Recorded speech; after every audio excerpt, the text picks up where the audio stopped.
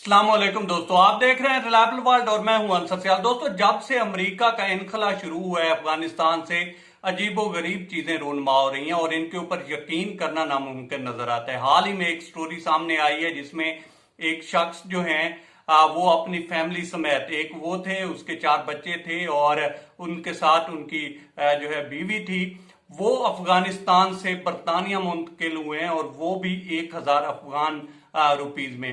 अब ये शख्स कौन है, कैसे मुंतकिल हुए हैं और इनको किन की प्रोटेक्शन हासिल थी और कैसे पहुंचे हैं, ये स्टोरी मैं आपको आगे चलकर सुनाता हूं। लेकिन इससे पहले दोस्तों बात हो जाए, आजकल बहुत ज्यादा वावेला हो रहा है कि पाकिस्तान ने शायद अड्डे दे दिए हैं और अमेरिकन फौजी जो हैं वो पाकिस्तान में क्यों रुके हुए हैं और इसमें क्या इंटरेस्ट है, और इस तरह का बहुत ज्यादा वावेला किया जा रहा है।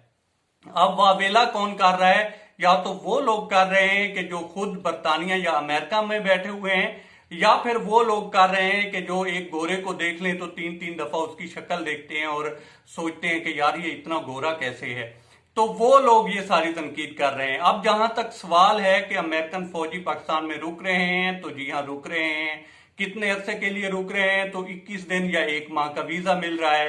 क्यों रुक रहे हैं? वो इसलिए रुक रहे हैं कि अफगानिस्तान से एवेक्यूएशन का जो प्रोसेस है वो चल रहा है और जब से काबुल में धमाके हुए हैं तब से उनके माइंड में यही है कि जितना जल्दी निकल गए उतना जो है महफूज रहेंगे, या जो पहले निकल गया वो महफूज हो गया। तो इस जो कुलिया है उसके ऊपर वो अमल पैरा होकर वो वहां से निकल रहे हैं।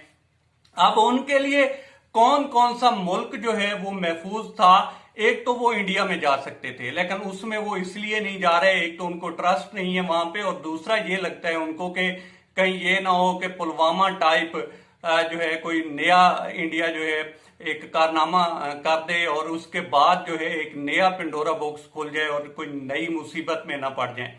इसलिए उन्होंने पाकिस्तान से रिक्वेस्ट की है कि हम अफगानिस्तान में आ नहीं रहे, यहां से निकल रहे हैं, तो हमें जो है कुछ फैसिलिटेट करें।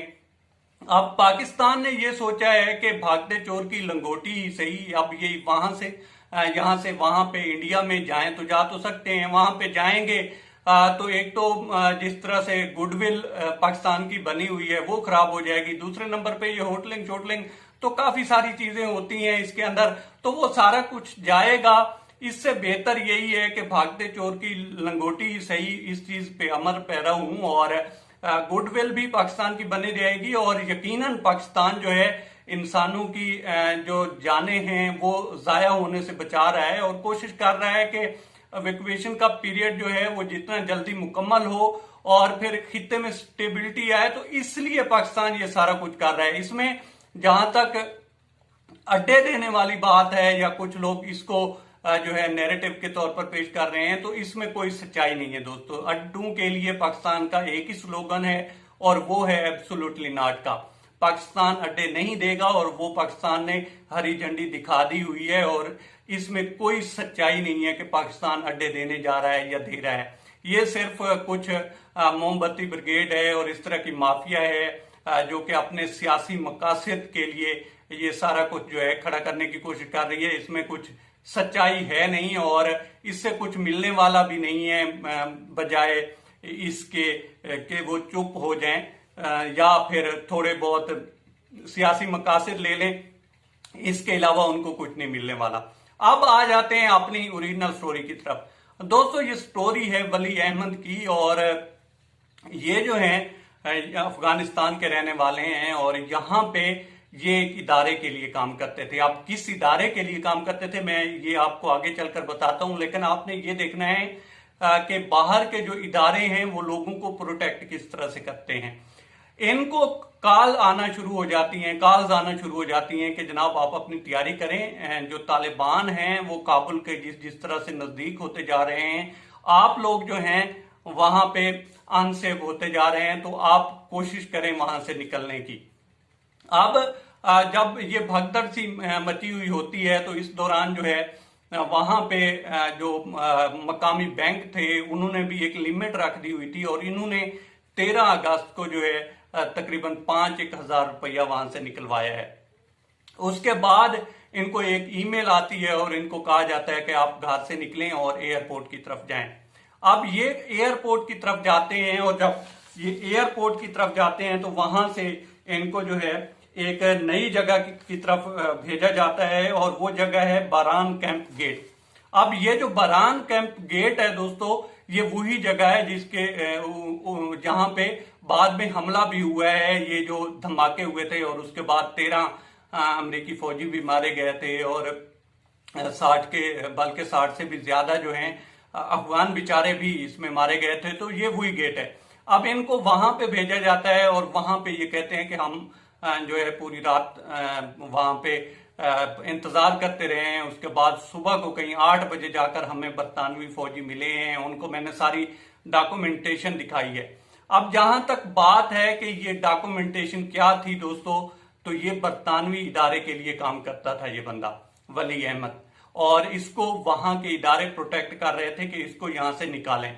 अब ये याद रहे कि यहां से जितने भी लोग निकल रहे हैं अफगानिस्तान से, उनमें से 90 या 95% वो लोग हैं जो बाहर के इदारों के लिए काम करते थे और अब उनको लगता है कि यहाँ पे रहना उनके लिए जान को जो है खतरे में डालने के मुतरादिफ है। तो कोशिश उनकी यही है कि यहाँ से निकला जाए और यही काम जो है वली अहमद भी कर रहे थे। क्योंकि ये बरतानवी इदारे के लिए काम करते थे तो वहां से इनको कॉल्स आ रही थी कि भाई आप यहाँ से निकलो और हम आपको कहीं ना कहीं सेटल करवाते हैं, बजाय इसके कि आप मारे जाओ। इसके अलावा भी बहुत कुछ होता है, यही होता है कि अगर ये तालिबान के हाथ लग गए तो पता नहीं क्या कुछ पूछा जाएगा। बहरहाल कोशिश होती है दुनिया की हर एजेंसी की कि वो अपने लोगों को प्रोटेक्ट करे, तो उनको भी प्रोटेक्ट करने की कोशिश की गई।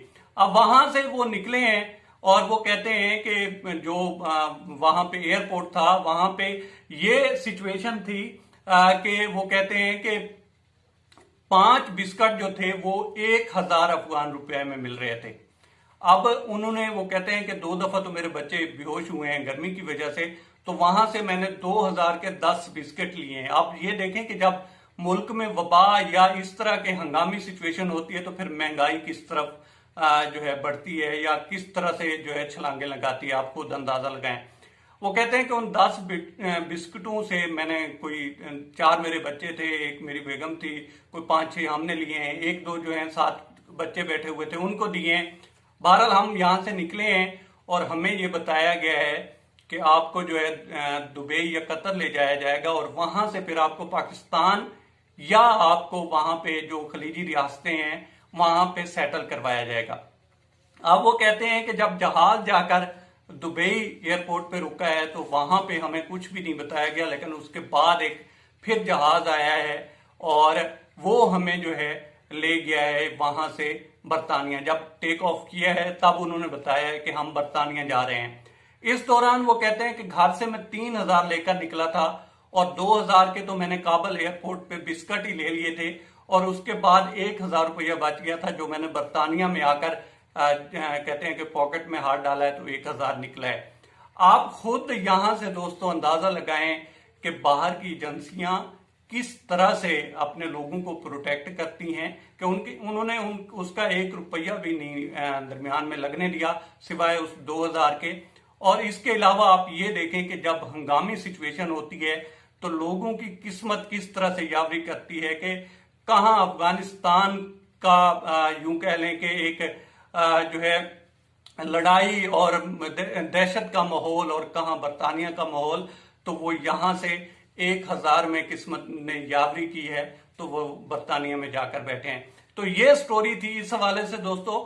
अब तक इतना ही। आप दोस्तों से रिक्वेस्ट है कि आप हमारे चैनल का विजिट करें और अगर आपको हमारे चैनल का कंटेंट पसंद आए तो इसे सब्सक्राइब करें। तामुन के लिए शुक्रिया दोस्तों।